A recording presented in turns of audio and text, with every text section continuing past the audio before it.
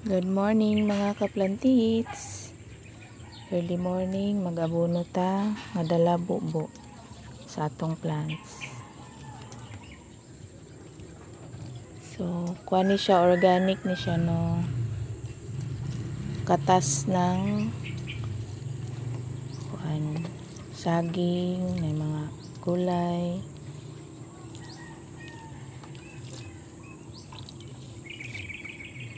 Pag-uni siyang ripat. So, natanom ni nako siya last January. From seeds. Na-harvest na ko ang spadix last week of December 2024. Tumaan na ni siya karon no ang iyang result sa mga seeds sa purple orange.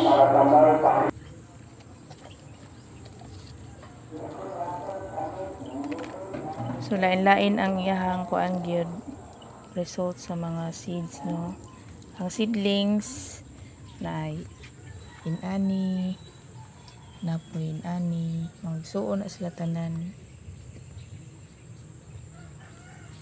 Naapoy halos green lang. Pero wa ta kabaluan ni kay ang uban magud ani nagini siya color sa seedling pa din nagkadako green. So pag green gid halos tanan mas dagko gid sila no. Pero ani unay pagka black dark form ni siya.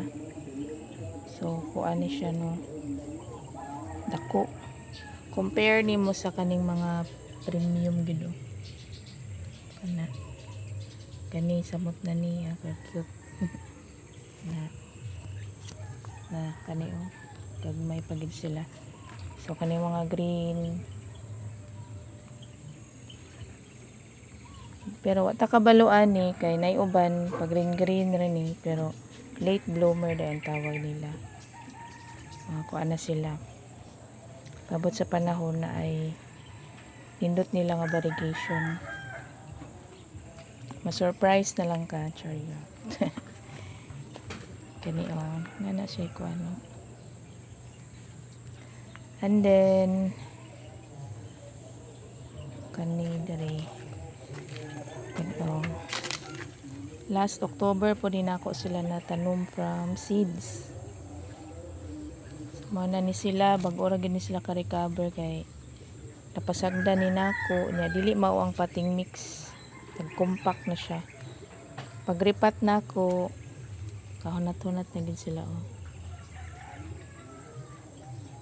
Now, ang ilang igsuon ani nga gwapa na radari. Lahi na ako, no? Tiyan, ay nakabuyag. Puti ra ni sila siya sa una.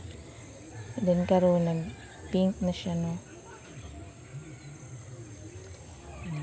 Ka guwapa kani ka Sir James ni siya no hapit na deads karon naka-recover na siya mani usa sa price na ko nga unfull kani kay Sir James na sila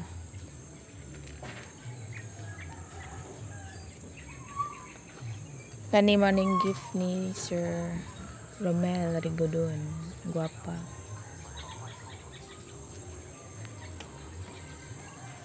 Thank you for watching. Bye-bye.